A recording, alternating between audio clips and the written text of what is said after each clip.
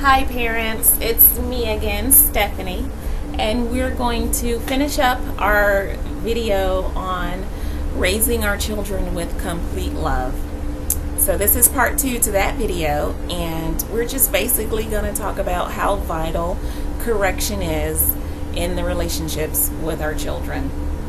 I know a lot of parents are unsure about correction. They're unsure about the place correction has in a loving relationship with your child, with your children. And I completely understand that. However, I do know that when we look in the Bible, it's a clear picture presented about correction.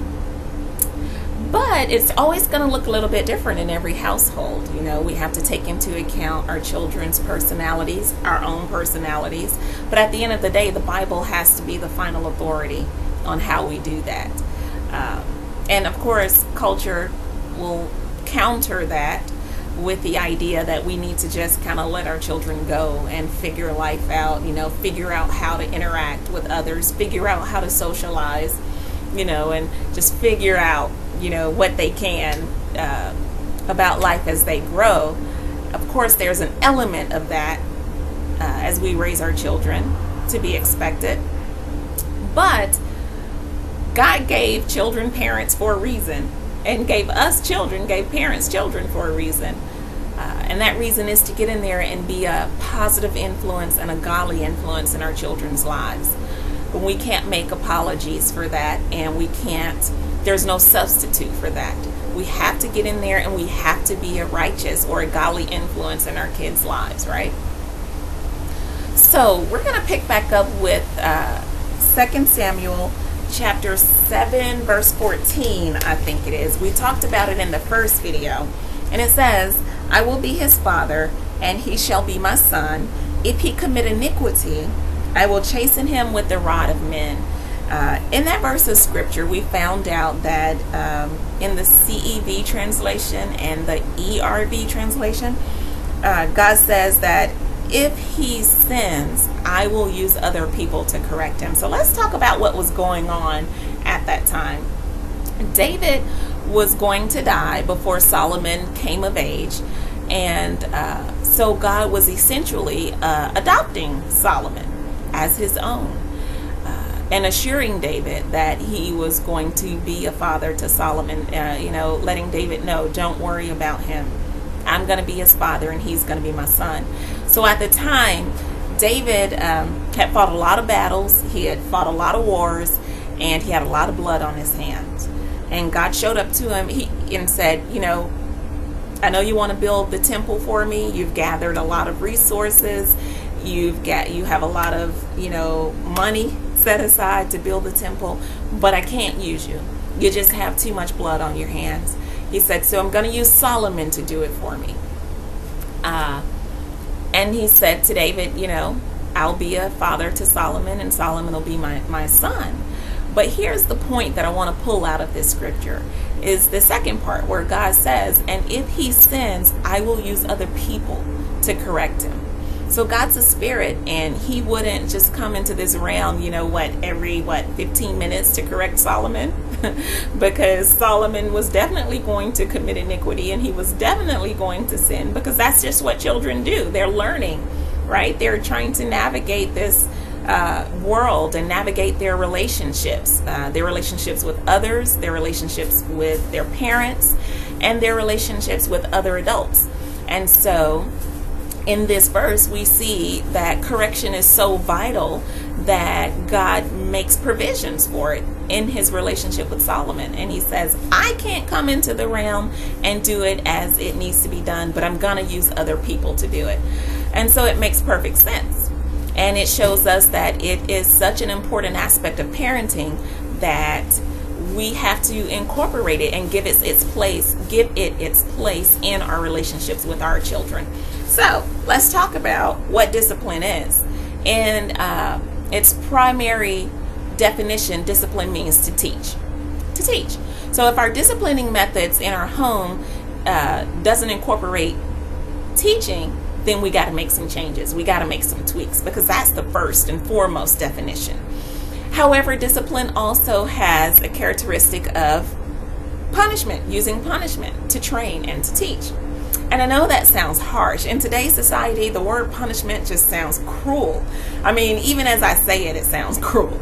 But when we were growing up, and when our parents' generation was growing up, punishment was just a part of it. As a matter of fact, I remember we would say sometimes, I'm on punishment. When our friends would come over to play and we couldn't come out, the phrase was, I'm on punishment, or I'm grounded.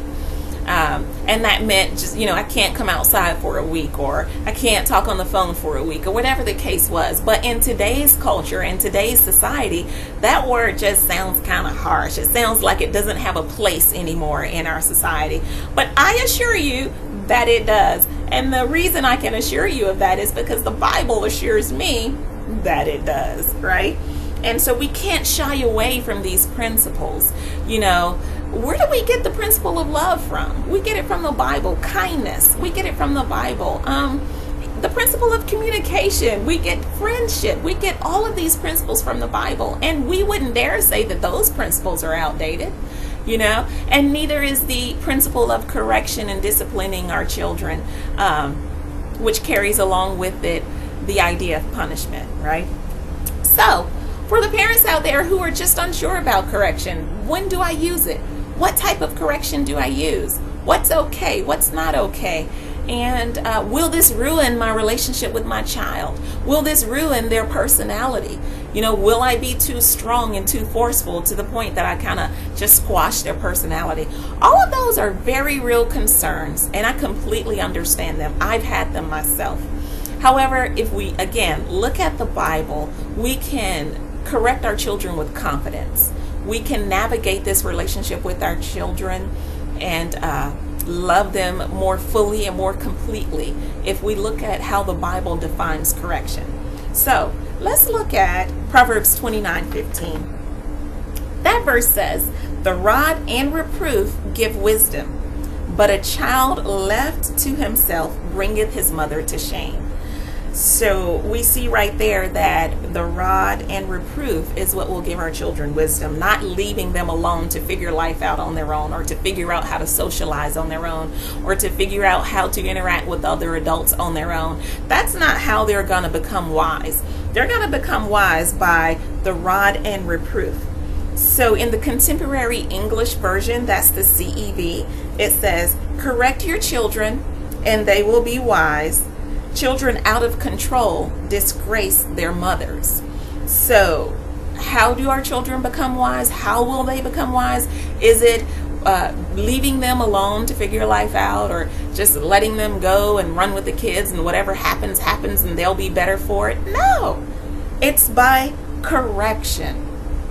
Now, the easy to read version of the Bible, it's called the ERV, it says, "Punishment and discipline can make children wise, but children who are never corrected will bring shame to their mother."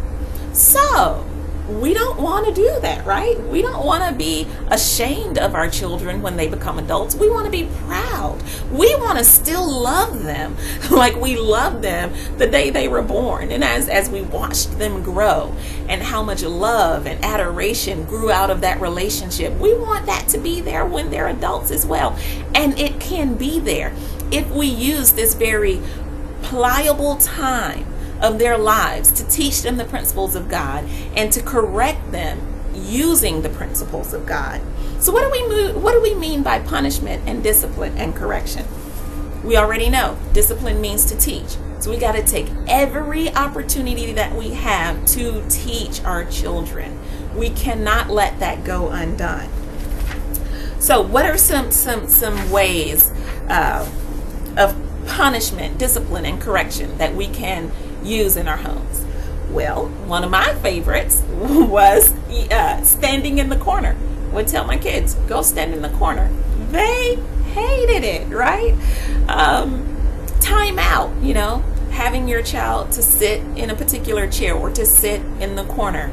I know my niece's mom used time out a lot when she was growing up, and she has a terrific kid. She's so smart, she's so beautiful, and she's very respectful to adults and easy to get along with, and she's an only child. So go figure, right?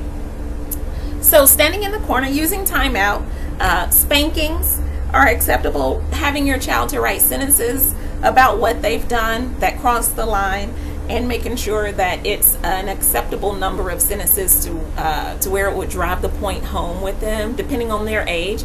My youngest child, she had to write 5 sentences one time. Oh my gosh, it was the worst thing she ever had to do in her life. And it was hard for me to keep her focused. So it was a job for me, but it was my responsibility to drive home the point that needed to be driven at that time. And I couldn't just let it go because I didn't want to deal with it.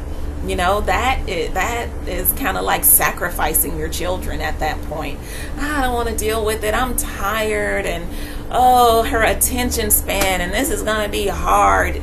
It is going to be hard, but we have to do it because it's our responsibility. If God went to the extent to use other people to correct Solomon because he wasn't willing to come into this realm and do it because he's a spirit and that would disrupt this realm, then how much more do we have the responsibility?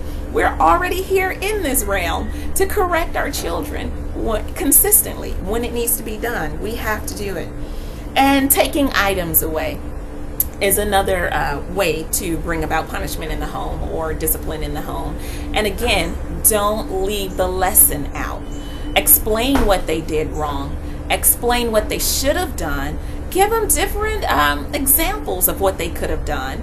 And definitely always let them know you will always make mistakes. You will not be perfect, and I will love you no matter what. However, here's what should have been done.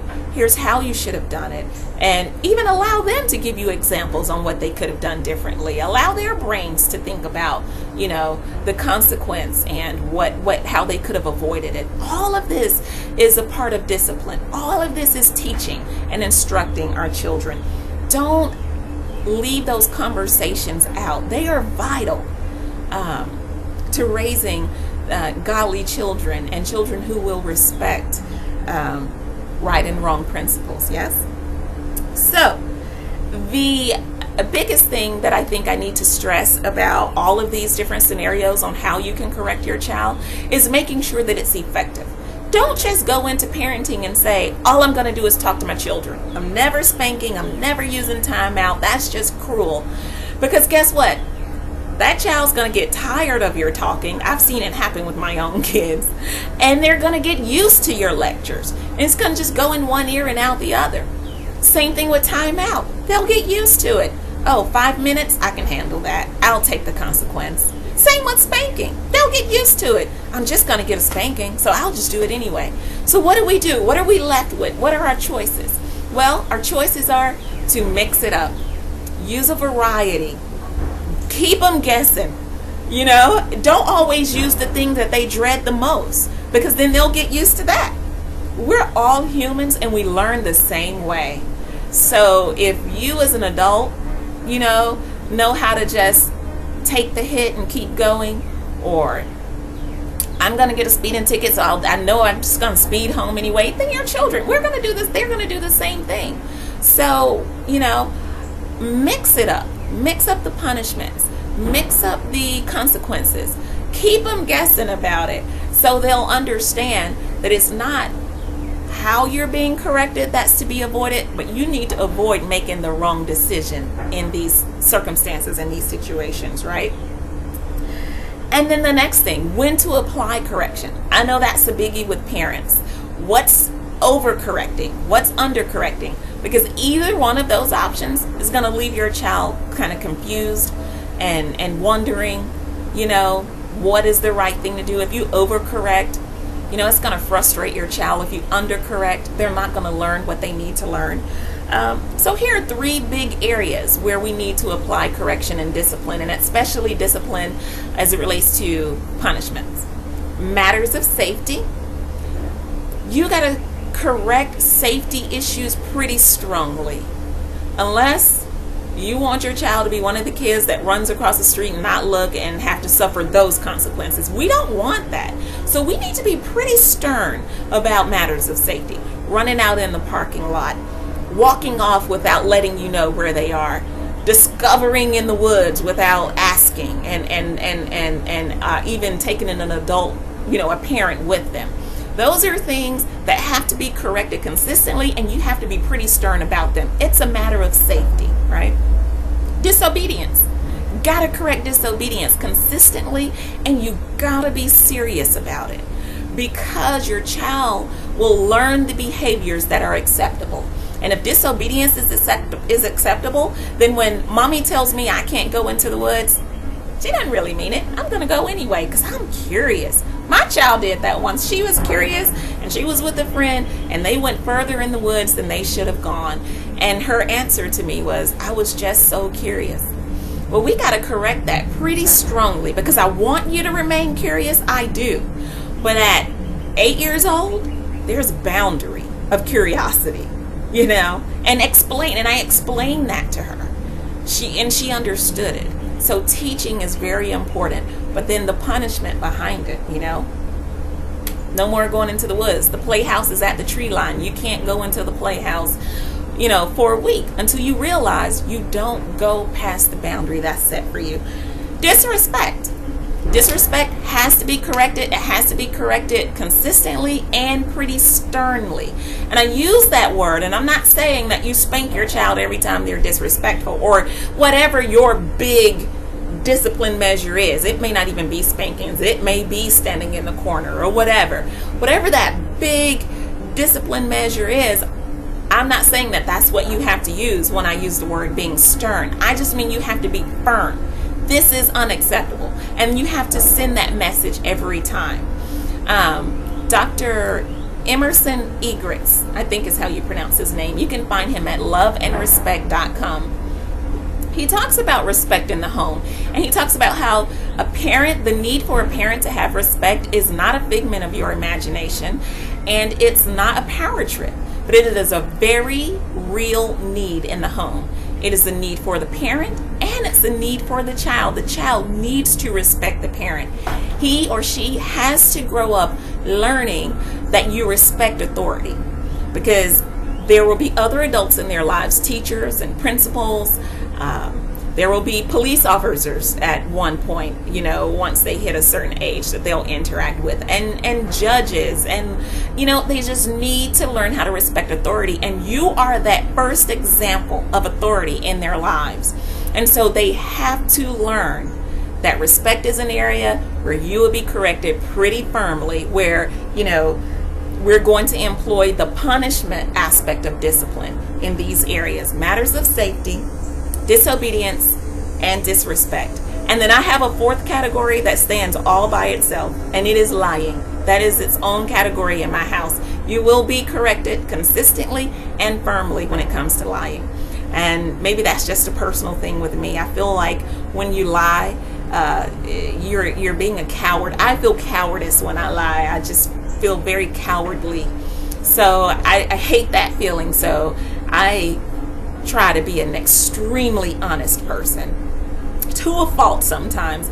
If I can't stand by it, I just rather not say it. If I can't own up to it, I just rather not do it. And I try to drive that point home with my kids, that when you lie, you're being cowardly. If you can't say I did this, then don't do it. If you're gonna lie about it, if it's gonna cause you to retreat and forsake who you are, then just don't do it. Just don't do it. So those are my 4 big areas: matters of safety, disobedience, disrespect, and lying. They have to be corrected consistently, and I believe that they require the punishment aspect of discipline, along with the teaching. Never leave that out. And these are all a part of loving your child completely. We'll hit 2 verses before we go, and that is Revelations 3:19. We talked about it in the previous video, and it says that God was saying there, those whom I love, I rebuke and I chasten them. He says, so be sure to repent, right? And what rebuke means right there is to tell a fault, to convict, to show you that what you've done is wrong. So that's something that we have to do to those whom we love, which in this case is our children. We have to tell them their fault. We have to show them where they've been wrong. And then chasten. Chasten means to educate, to instruct, and to discipline by punishment. So there it is, right? And if we don't believe any book in the Bible, Revelation is one of those books that we need to take seriously, because it is the one book in the Bible. Actually, Isaiah is another one, but we're just talking about Revelations that deals with the past, the present, and the future. Like, we can look at the Bible as an ancient book, a book that's outdated, but we can't look at the book of Revelation like that, because it deals with our future. It deals with the present of the present time of mankind, and the future of mankind, and the past, right? So we can probably throw the rest of the Bible away as being ancient and outdated, but not the book of Revelation. It deals a lot with the future. And I am just saying that it's a book that's bold enough to say this is the future of mankind. You know what I mean? Like, there's been plenty of books written, but not none so bold as to say, or not any so bold as to say this is what's going to happen in mankind's future. So I think we need to take the book of Revelation seriously. And this one verse in particular, I think, definitely shows us the aspects of love that include correction and disciplining by punishment through rebuke and chastening, right? And then the last verse we want to talk about real quickly is Proverbs 29:15. It says that the rod and reproof give wisdom, but a child left to himself bringeth his mother to shame. And I've done so many takes of this video that I don't know if I mentioned this in this particular video earlier.